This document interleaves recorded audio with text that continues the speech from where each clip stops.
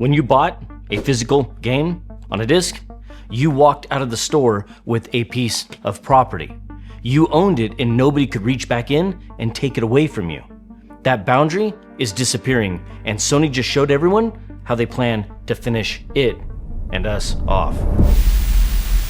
Are you there? Can you hear me?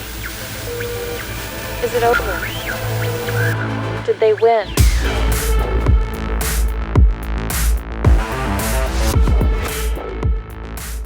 Now, on July 1st, 2026, Sid Schumann published an announcement on the official PlayStation blog, stating that by January of 2028, that's about a year and a half from now, Sony will stop producing physical discs for new PlayStation games. From that point forward, every new game released on the platform will be digital only.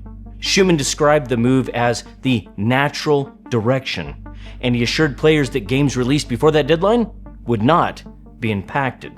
Now is the time to start picking up physical games wherever you can get them, and if you stick around to the end of the video, I'll share where I actually get all the games for our family, and I get them at a pretty good price.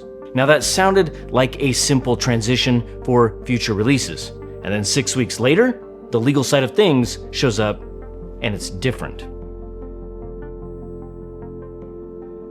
In mid-August 2026, Sony blasted out an updated legal packet directly to PlayStation Network accounts. It included an updated terms of service, code of conduct, privacy policy, and end-user license agreement with explicit instructions to retain a copy. They did not just send this notice to active users though. People who'd not even signed into PS4s or PS5s in months received the exact same document.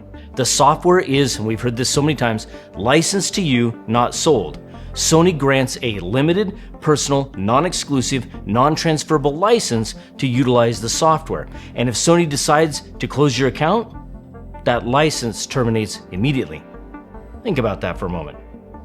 I feel like I shouldn't have to ask this, but do you even care? Are all of you converted to digital, or do you actually want your physical copies? Drop a comment.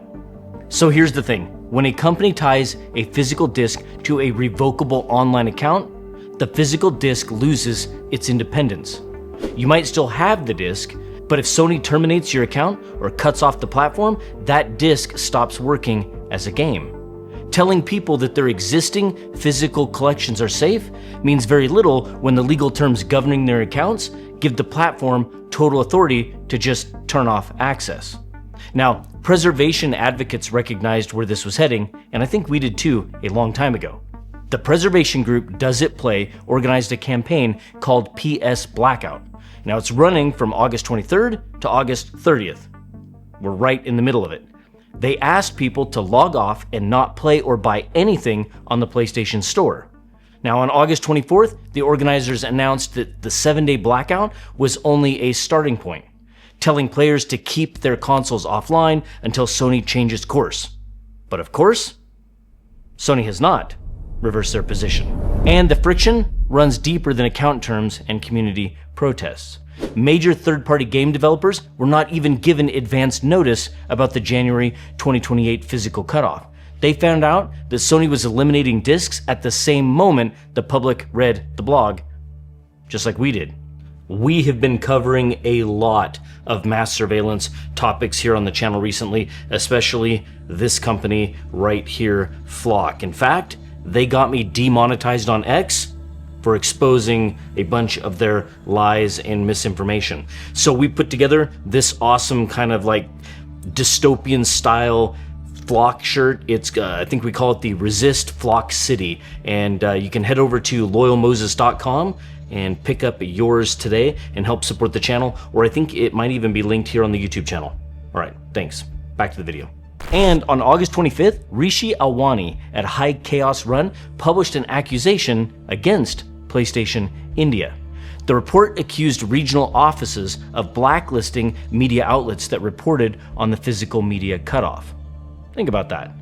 According to the accusation, journalists who covered the story were removed from communication channels on WhatsApp and denied preview and review access for major titles like Marvel Tacon, Wolverine, and Phantom Blade Zero. Now, to be fair, those accusations are specific to PlayStation India. There is no confirmed blacklist in the United States or the United Kingdom for media yet. But it shows what happens when a company consolidates control over how the games get out.